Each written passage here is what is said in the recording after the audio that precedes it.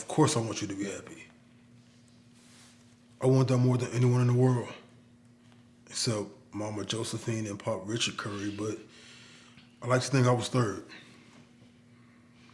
You forget, I was always there, okay? Through the relationships that didn't work out, through the broken hearts and the tears of frustration.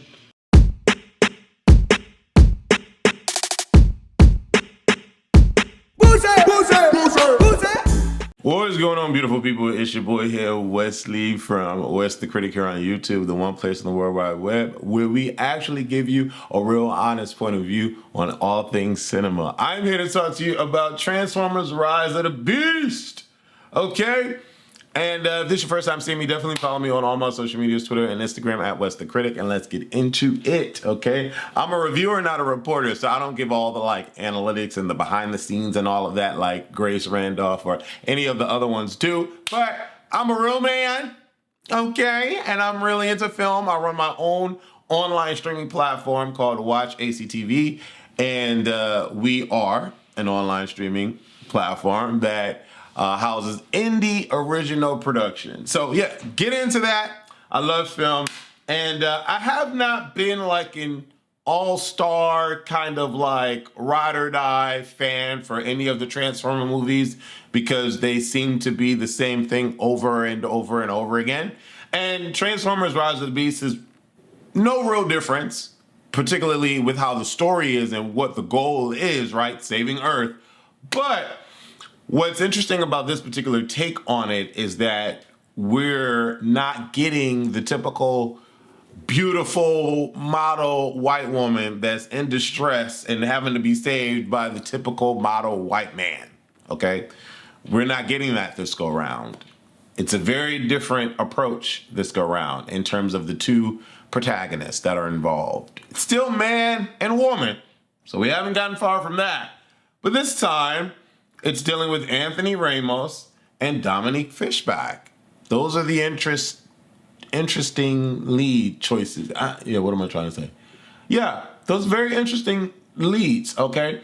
Usually when I do my videos, I talk about the actors, the script, I give a rating of the video or a rating of the movie, and then I go into spoiler territory with a brief review and overall talk about the film.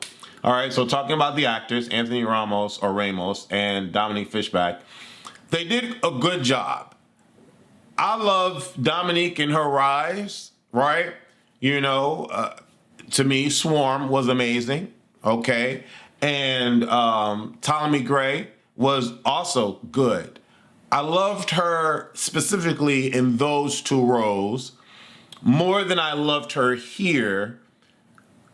Did she do a good job in Transformers Rise of the Beast? Yes.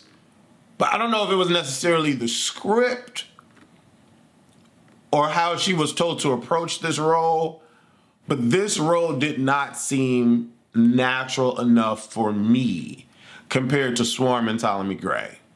Yeah, it just seemed like all of the quirkiness, all of the like back and forth kind of banter and jokes just seemed forced and not as natural as I would have loved it to be.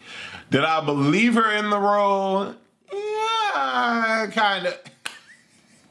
But that's where the unnaturalness came from for me. Like specifically, there's a scene where Anthony and Dominique have to run around each other and they're chasing each other. She's trying to get away and he's like trying to stop her from running. That whole scene just did not feel, it just wasn't natural for me. So I didn't like that particular scene. And there were moments that kind of pulled me out. Like when she was having a scene, Don't Go Chasing Waterfalls by TLC in the plane, it just did not, I don't know why, but it just didn't feel natural to me. And yeah, we'll stop there. I love Dominique, but in this particular movie, it was kind of like hit or miss for me. Anthony Ramos is great. Okay, he's a star, period. They're both stars. Let me not do that. But he's a star, and everything that he did in this movie felt good. It felt great. It felt natural. I vibed with it. I understood it. I wasn't shocked. You know, his comedic timing is good. His physicality was great.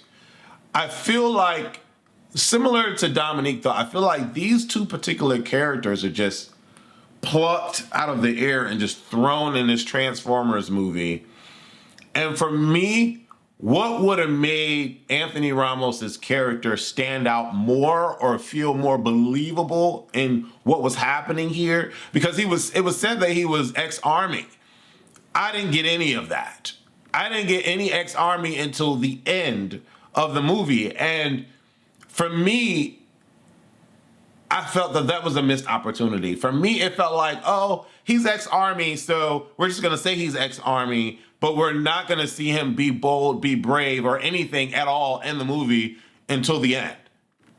And so I felt like his character would have meant so much more if we got to see him working out, if we got to see him in the moment where he was trying to rob, or steal the car. If we would have seen some of the Army tactics there, would have been dope. But it was just like he had been in the Army for a day and was completely discharged the next day. Like, you know what I'm saying? So it's like, did he really get training or he didn't get training? Like, is he trained? Is he not trained? I just didn't like that element of it. It really, they tried to, for the whole movie, they tried to make it seem like he was that regular dude next door, and which he portrayed well, but then I was supposed to believe at the end that he could fight. I don't know. I don't know. I felt like that could have been better for me. Everyone else that's involved in the movie, Toby Wigwe, I don't know how you pronounce his name, as Reek, cool character, comedic relief. All the robots were cool voice acting. Michelle Yeoh can do no wrong. I didn't know Pete Davidson was Mirage, but Mirage was a cool robot. And so it was cool. I liked it. Okay. All right. Enough about the actors. The script.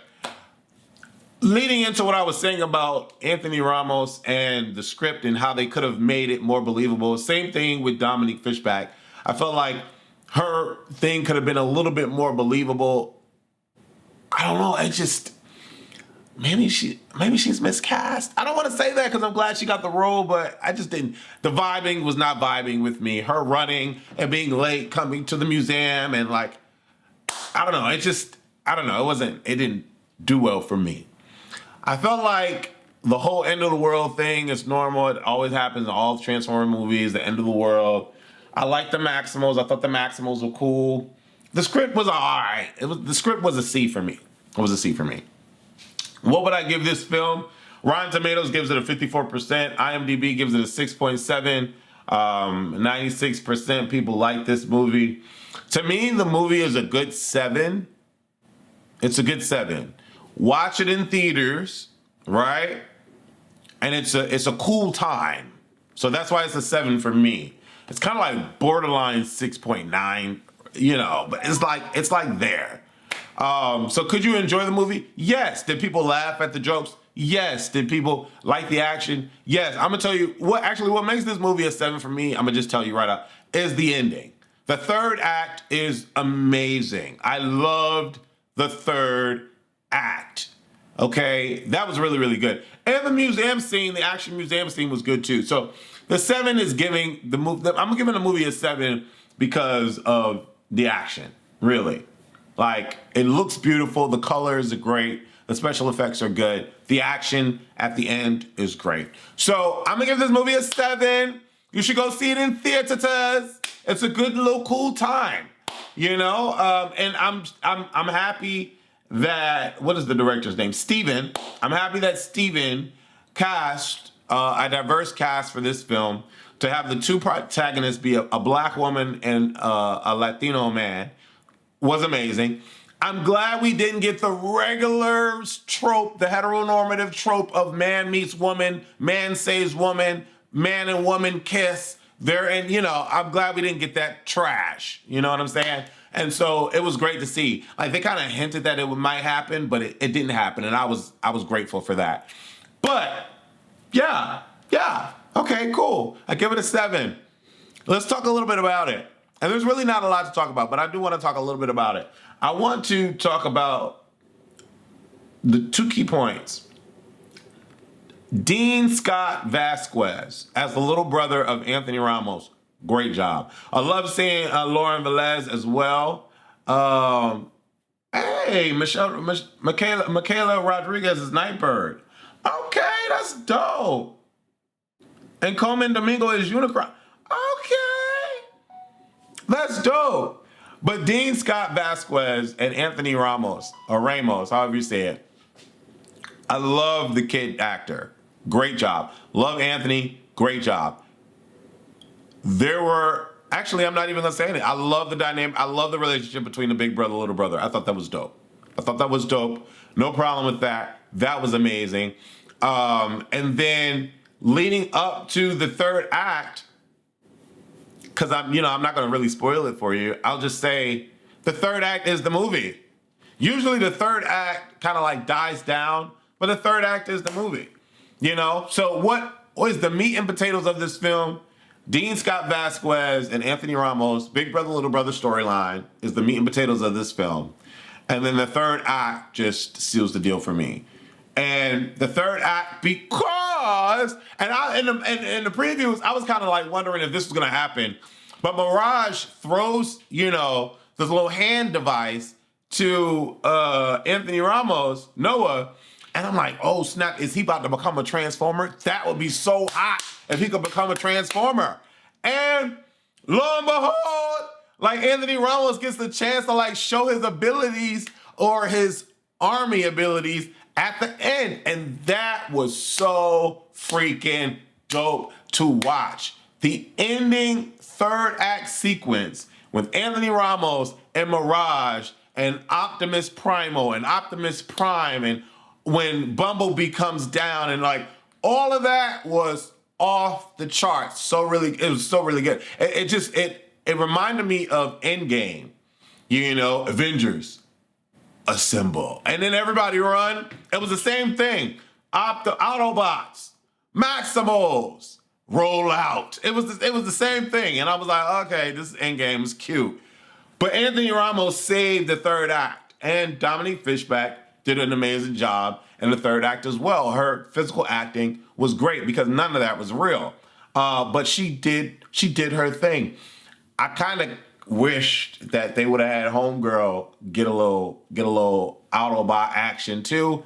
But it's okay, because Noah deserved it. I mean, he's been going through a lot of stuff in this movie, and so at the end for him to do that was amazing. And then when he is the reason why, Optimus Prime survives, I'm like, yo, the way this is done is so really, really good. It looked like anime. It was giving anime. But it didn't look like computer graphic-y, you know what I'm saying? It looked real. I was like, okay, this is really, really dope. I'm talking and geeking about the third act. The third act is phenomenal in this film. Go check out Transformers Rise of the Beast. I give it a 7 out of 10. Okay? Acting, great. Dominique Fishback, I think, is miscast, but I still love her, and she did what she kind of needed to do. It just didn't seem like she was the right fit for it. Anthony Ramos, amazing. The script, meh, it's, whatever. It's same old. But the third act, phenomenal. Anyways, thank y'all for watching. Let me know what you thought about Transformers Rise of the Beast. Leave your comments below, and have a great day. Deuces.